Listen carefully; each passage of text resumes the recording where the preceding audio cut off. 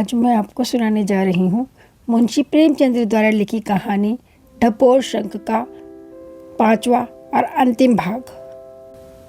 मैंने तखमीना लगा लिया है, कुल 300 रुपये खर्च होंगे और यही 300-400 रुपये मुझे ससुराल से मिलेंगे। मैंने सोचा है प्रमिला को पहले यहीं लाऊंगा, यहीं से वह मेरे घर पत्र लिखेगी और आप देखिएगा तीसरे ही दिन चचा साहब गहनों की पिटारी लिए आ पहुँचेंगे। विवाह हो जाने पर वे कुछ नहीं कर सकते, इसीलिए मैंने विवाह की खबर नहीं दी। मैंने कहा, लेकिन मेरे पास तो अभी कुछ भी नहीं है भाई, मैं 300 रुपये कहाँ से लाऊंगा? जोशी ने कहा, 300 रुपये नगद थोड़े ही लगेंगे, कोई 100 रुपये के कपड़े लगेंगे, 100 रुपये की 2-1 सुहाग की चीज़ें बनवा लूँगा और 100 रुपये राह खर्च समझ लीजिए। उनका मकान काशीपुर में है, वहीं से विवाह करेंगे। यह बंगाली सोनार जो सामने है, आपके कहने से 1 सप्ताह के वादे पर जो जो चीज़ें मांगूंगा दे देगा। बजाज भी आपके कहने से दे देगा। नगद मुझे कुल 100 रुपये की ज़रूरत पड़ेगी और ज्यों ही उधर से लौटा त्यों ही दे दूंगा। बारात में आप और माथुर के सिवा कोई तीसरा आदमी ना होगा। आपको मैं कष्ट नहीं देना चाहता, लेकिन जिस तरह अब तक आपने मुझे भाई समझकर सहायता दी है, उसी तरह एक बार और दीजिए। मुझे विश्वास था कि आप इस शुभ कार्य में आपत्ति ना करेंगे, इसीलिए मैंने वचन दे दिया। अब तो आपको यह डोगी पार लगानी ही पड़ेगी। देवी जी बोली, मैं कहती थी उसे 1 पैसा मत दो, कह दो हम तुम्हारी शादी विवाह के झंझट में नहीं पड़ते। ढपोर शंख ने कहा, हाँ, अब की बार तुमने ज़रूर समझाया था, लेकिन मैं क्या करता, शादी का मामला, उस पर उसने मुझे भी घसीट लिया था। अपनी इज्जत का कुछ तो ख्याल करना ही पड़ता है। देवी जी ने मेरा लिहाज किया और चुप हो गई।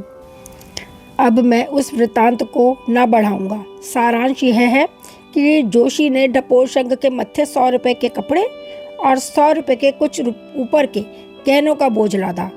बेचारे ने एक मित्र से 100 रुपये उधार लेकर उसके सफ़र खर्च को दिए। खुद ब्याह में शरीक हुए। ब्याह में खासी धूमधाम रही।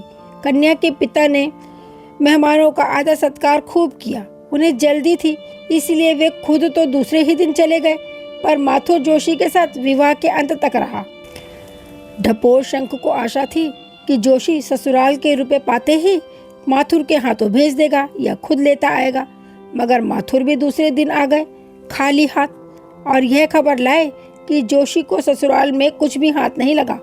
माथुर से उन्हें अब मालूम हुआ कि लड़की से जमुना तट पर मिलने की बात सर्वथा निर्मूल थी। इस लड़की से जोशी बहुत दिनों तक पत्र व्यवहार करता रहा था। फिर तो ढपोर शंख के कान खड़े हो गए। माथुर ने पूछा, अच्छा, यह बिल्कुल कल्पना थी उसकी? माथुर बोले, जी हाँ। ढपोर शंख, अच्छा, तुम्हारी बांजी के विवाह का क्या हुआ? माथुर, अभी तो कुछ नहीं हुआ। ढपोर शंख, मगर जोशी ने कई महीने तो तुम्हारी सहायता तो खूब की थी। माथुर बोला, मेरी सहायता वह क्या करता, हाँ, 2 जून भोजन भले ही कर लेता था। ढपोर शंख ने बोले, तुम्हारे नाम पर उसने मुझसे जो रुपए लिए थे वह तुम्हें दिए होंगे। माथुर, क्या मेरे नाम पर भी कुछ रुपए लिए थे?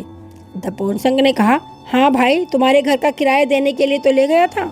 माथुर, सरासर बेईमानी, उसने मुझे 1 पैसा भी नहीं दिया, उल्टे और एक महाजन से मेरे नाम पर 100 रुपये का स्टाम्प लिखकर रुपए लिए।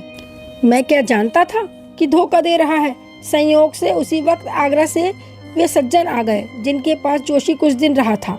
उन्होंने माथुर को देखकर पूछा, अच्छा, आप अभी जिंदा हैं? जोशी ने तो कहा था माथुर मर गया है। माथुर ने हंसकर कहा, मेरे तो सिर में दर्द भी नहीं हुआ।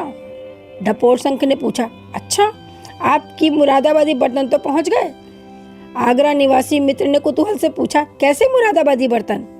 वही जो आपने जोशी को मार्फत मंगवाए थे। मैंने कोई चीज़ उसके मार्फत नहीं मंगवाई। मुझे ज़रूरत होती तो आपको सीधा ना लिखता। माथुर ने हंसकर कहा, तो ये रुपए भी उसने हजम कर लिए। आगरा निवासी मित्र बोले, मुझसे भी तो तुम्हारी मृत्यु के बहाने 100 रुपये लाया था, यह तो एक ही जालिया निकला। उफ, कितना बड़ा चकमा दिया है इसने। जिंदगी में ये पहला मौका है कि मैं यूँ बेवकूफ़ बना, बच्चा को पा जाऊँ। तो 3 साल को भिजवाऊं। कहाँ है आजकल? माथुर ने कहा, अभी तो ससुराल में है। ढपोर शंख का वृत्तांत समाप्त हो गया। जोशी ने उन्हीं को नहीं, माथुर जैसे और गरीब आगरा निवासी सज्जन जैसे घाक को भी उल्टे छुरे से मूड़ा, और अगर भांडा ना फूट गया होता तो अभी ना जाने कितने दिनों तक मूड़ता। उसको इन मौलिक चालों पर भी मैं मुग्ध हो गया। बेशक अपने फन का उस्ताद है, छटा हुआ गुर्गा। देवी जी बोली, सुन ली आपने सारी कथा? मैंने डरते डरते कहा, हाँ सुन तो ली है। अच्छा, तो अब आपका क्या फैसला है? इन्होंने घोघापन किया या नहीं? जिस आदमी को एक एक पैसे के लिए दूसरों का मुंह ताकना पड़े, वह घर के 500-600 रुपए इस तरह उड़ा दे, इसे आप उसकी सज्जनता कहेंगे या बेवकूफ़ी? अगर इन्होंने ये समझकर रुपए दिए होते कि पानी में फेंक रहा हूँ तो मुझे कोई आपत्ति न थी, मगर ये बराबर इस धोखे में रहे और मुझे भी उसी धोखे में डालते रहे कि वह घर का मालदार है और मेरे सब रुपए ही ना लौटा देगा, बल्कि और भी कितने सलूक करेगा। जिसका बाप 2000 महीना पाता हो, उस चाचा की आमदनी 1000 मासिक हो और 1 लाख की जायदाद घर में हो, वह और कुछ नहीं तो यूरोप के सैर तो एक बार करा ही सकता था। मैं अगर कभी मना करती तो आप बिगड़ जाते और उदारता का उपदेश देने लगते। यह मैं स्वीकार करती हूँ कि शुरू में मैं धोखे में आ गई थी, मगर बाद में मुझे उसका संदेह होने लगा था और विवाह के समय तो मैंने जोर देकर कह दिया था कि अब 1 पाई भी ना दूंगी। पूछिए, झूठ कहती हूँ या सच? फिर अगर मुझे धोखा हुआ तो मैं घर में रहने वाली स्त्री हूँ। मेरा धोखे में आ जाना क्षम्य है, मगर ये जो लेखक और विचारक उपदेशक बनते हैं, ये क्यों धोखे में आए? और जब मैं इन्हें समझाती थी तो ये क्यों अपने को बुद्धिमत्ता का अवतार समझकर मेरी बातों की उपेक्षा करते थे? देखिए, रुरियायत ना कीजिएगा, नहीं तो मैं बुरी तरह खबर लूँगी।